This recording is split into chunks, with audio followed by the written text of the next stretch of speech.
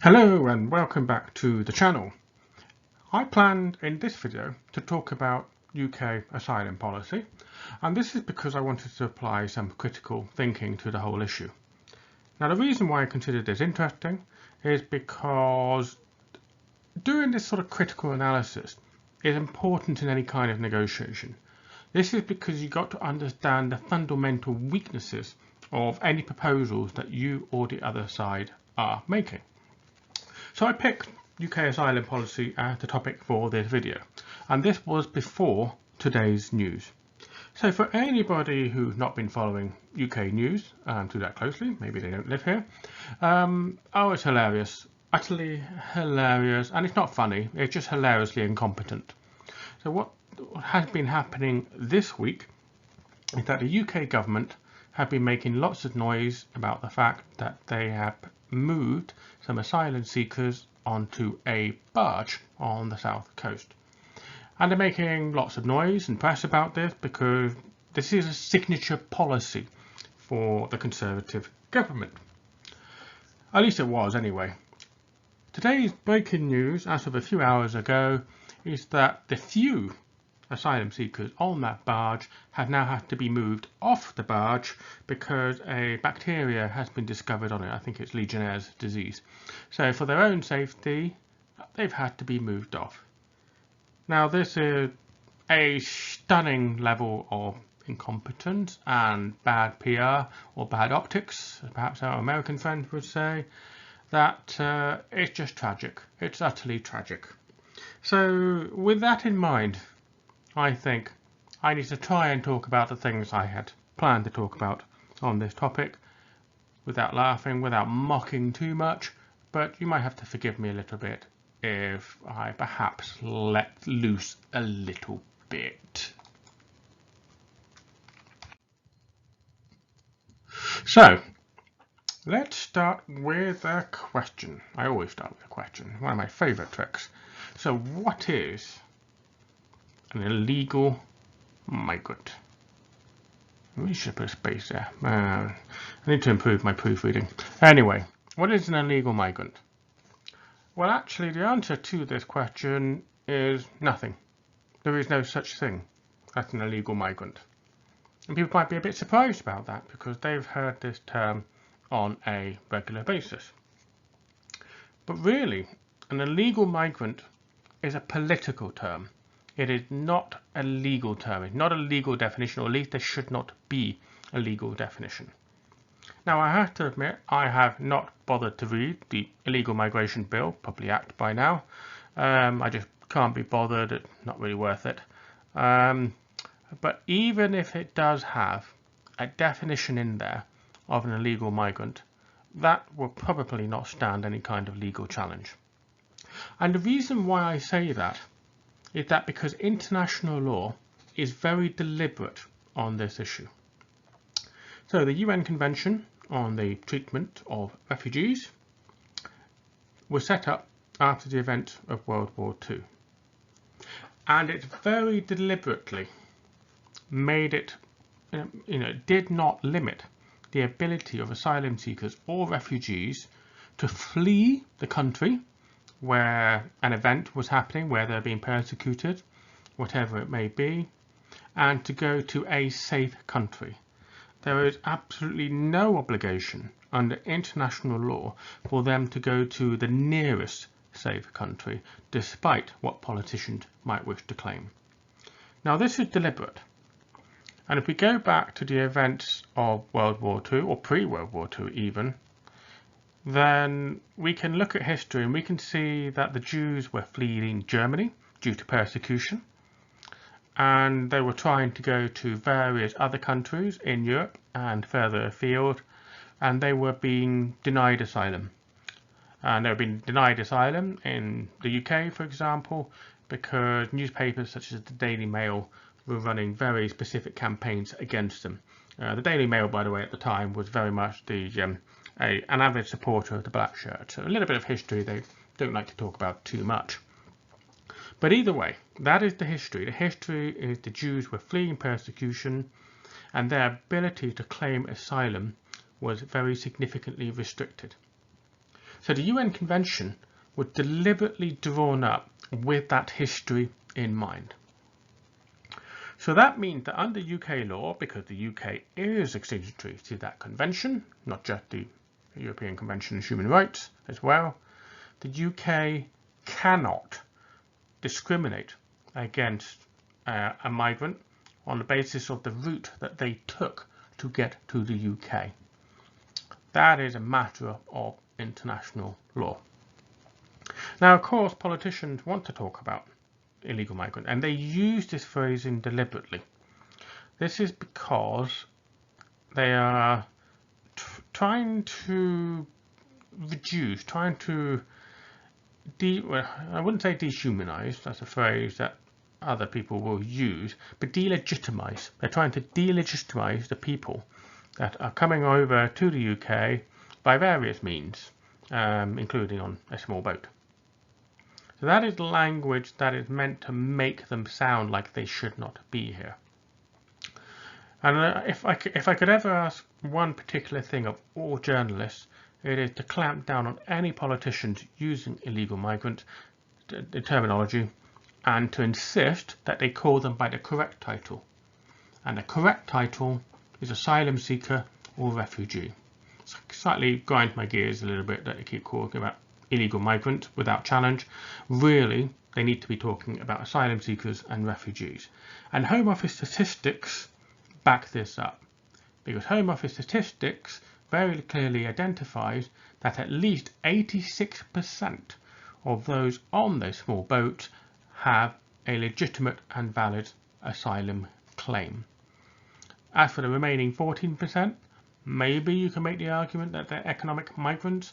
Maybe you can make the argument that the Home Office is shifting the criteria as much as possible to avoid granting them claim. Whatever, it doesn't matter. The issue is that they come to the UK, they are entitled to make an asylum application because that right is enshrined under international law. The route that they took to get there is irrelevant, mostly speaking, of course. Yes, if they took a plane hostage, then that is a criminal act. That is, but that doesn't make them an illegal migrant. That is just a criminal act, in the same way that any other crime would be. So really, whenever you hear a politician or anybody else use the phrase illegal migrant, they should be immediately corrected and told to use the phrase asylum seeker or refugee, because that is the legally correct term as opposed to the emotive, politically manipulative term that they are using.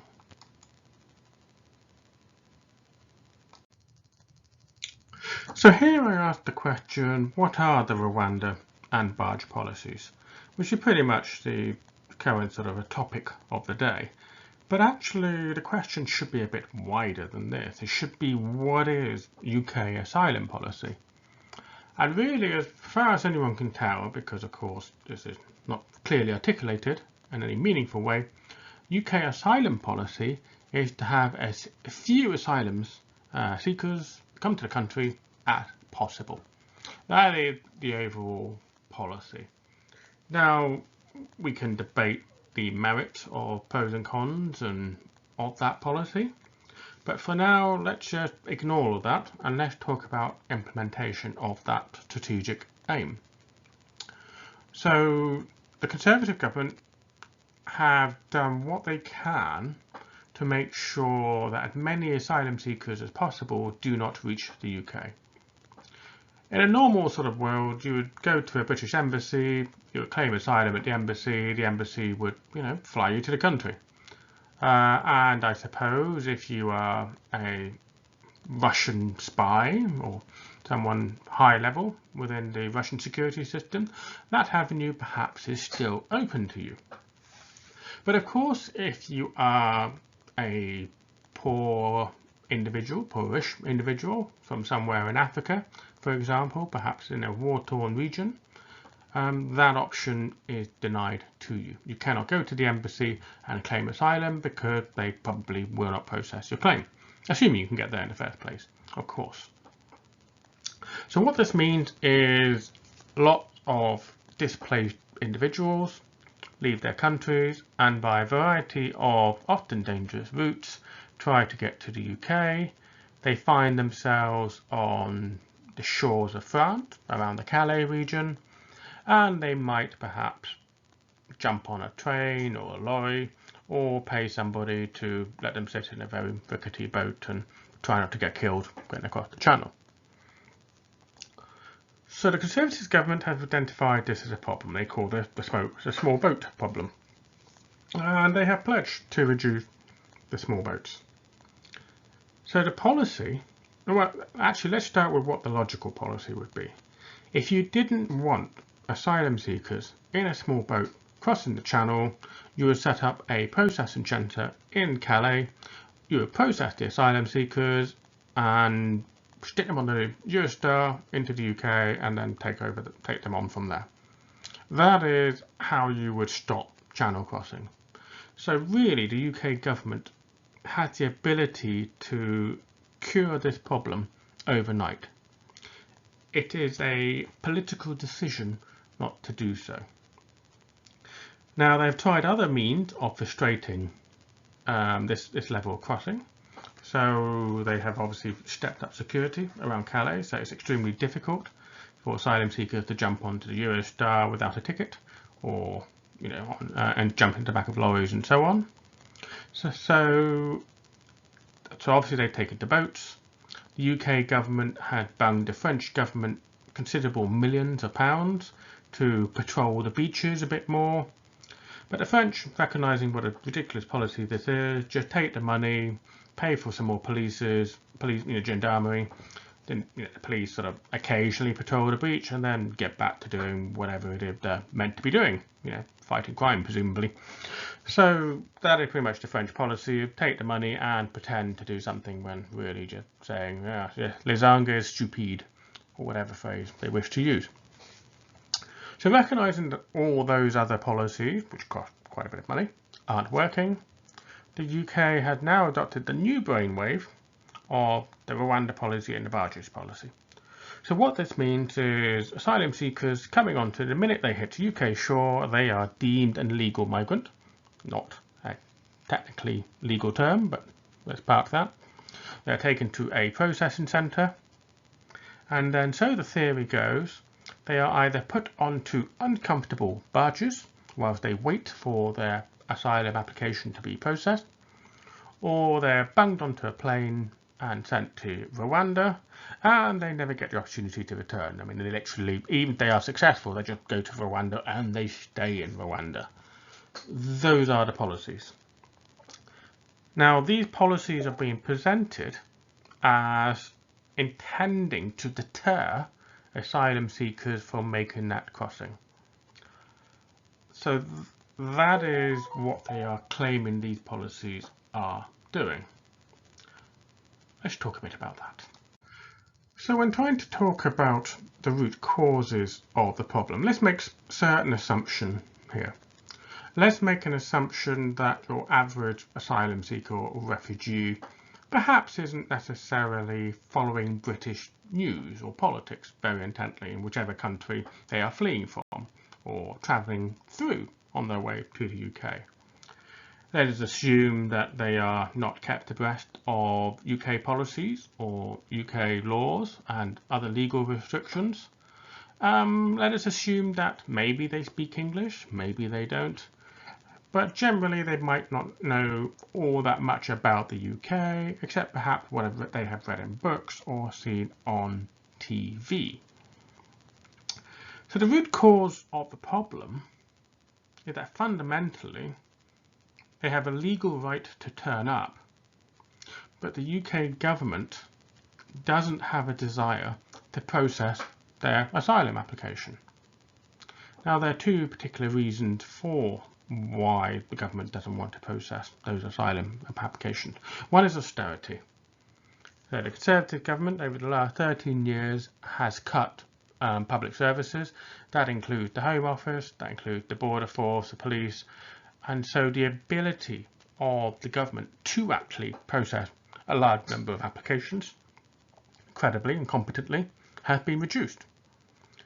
That is not something that you can reconstitute overnight. And yet for some reason UK government policy has been not to even bother recruiting for new people until only a matter of a few months ago. So needless to say, you have a massive backlog in asylum applications. And it poses quite a significant problem for the UK government, because even under the somewhat not particularly generous UK laws on the treatment of asylum seekers, they still have an internationally recognised legal obligation to actually process asylum claims. They still have to process them. They can apply their own criteria, guided by international standards, of course, but they still have to process them. You cannot just reject asylum seekers without, arbitrarily, without actually processing their claim. So the UK needs to do that, and it's failing to. So that is the first root cause of the problem. The second root cause of the problem is that this whole asylum issue has become a political debate, a political issue, and politicians are very cynically exploiting it to that end. They want this headline news, and they want it as a distraction for their own failings, whether economic or otherwise, or on health or policy and whatever. And they want to create anger.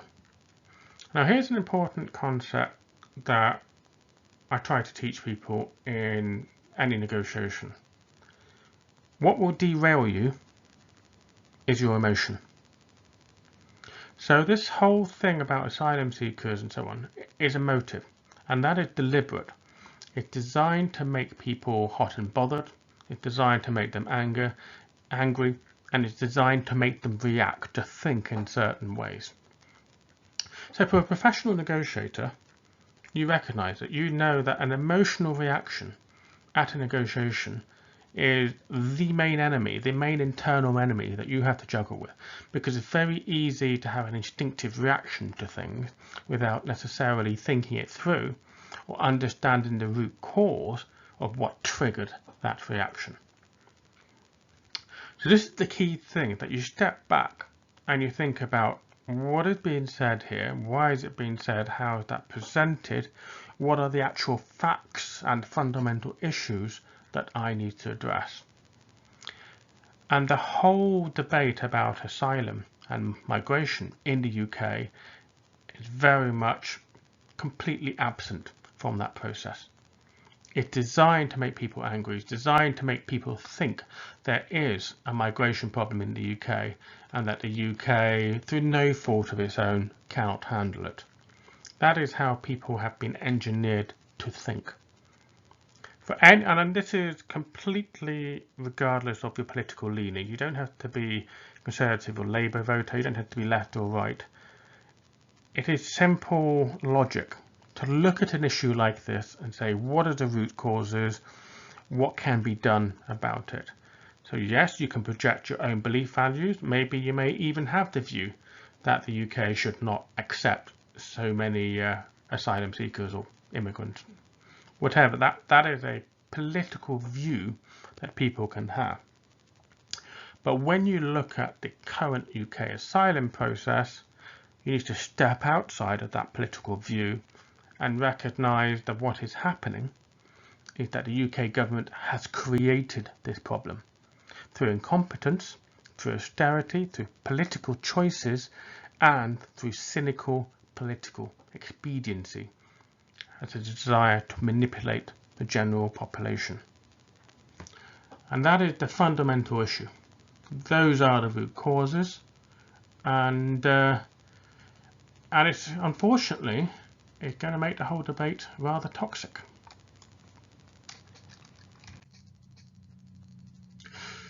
So my final remarks on this issue. I mean, the whole barge thing is just hilarious. It's just ridiculous. It really just demonstrates in a viscerally visible way just how awfully incompetent UK politicians are. They have been championing their ridiculous policy all week, knowing full well that it makes not a single material difference to the problem.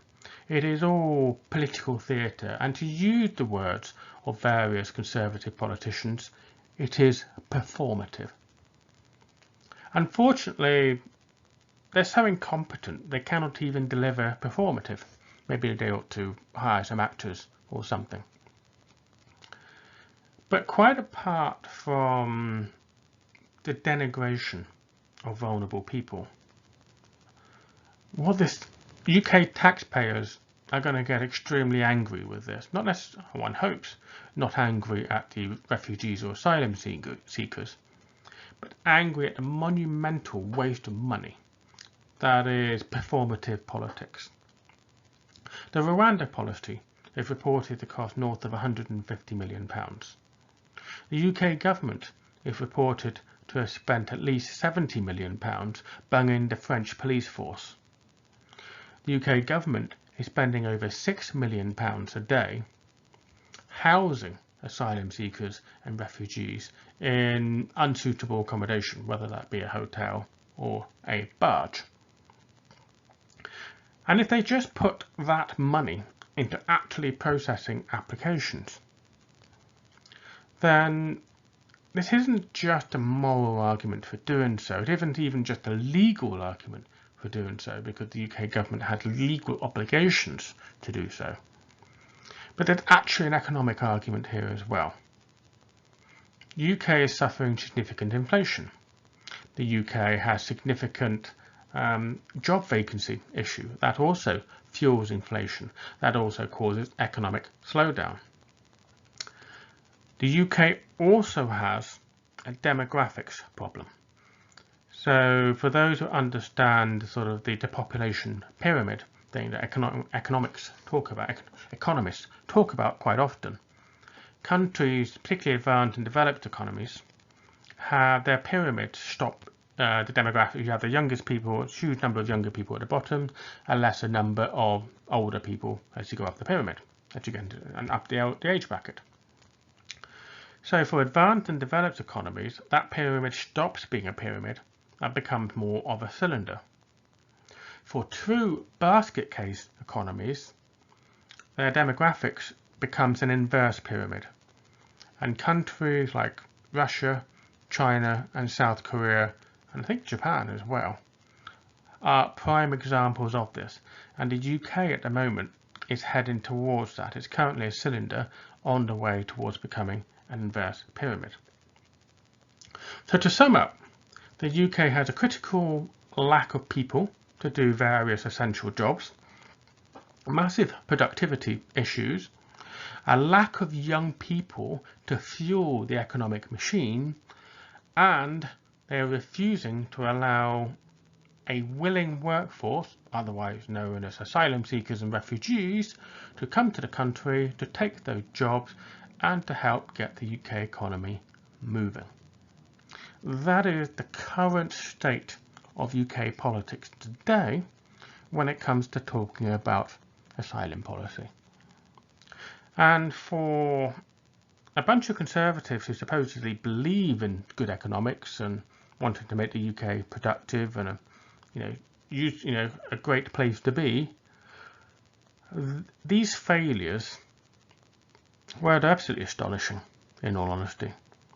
It is very much the fact that they're having to pursue these policies betrays a level of desperation that they literally have nothing else they can talk about. They can't talk about the economy, they can't talk about healthcare, they can't talk about policing, they can't talk about housing, they can't talk about energy policy. All those things are problem areas for them. And yet, despite all of that, despite picking the battleground of talking about immigration and asylum and illegal migration, even here, they're unable to leverage unable to demonstrate any kind of competence. And I say it doesn't matter what your political leanings are. This is, well, to put it in a very understated British way, very unbecoming. So I hope you found this topic interesting. I know this is a topic that can get emotive. I've steered clear as much as possible from the moral arguments. That is not to say I don't believe in the moral arguments, I certainly do, but I'm trying to approach this very much as a calm and logical dissection of some truly awful policies. So I hope you found this interesting. Please do like, subscribe, and I look forward to seeing the comments below.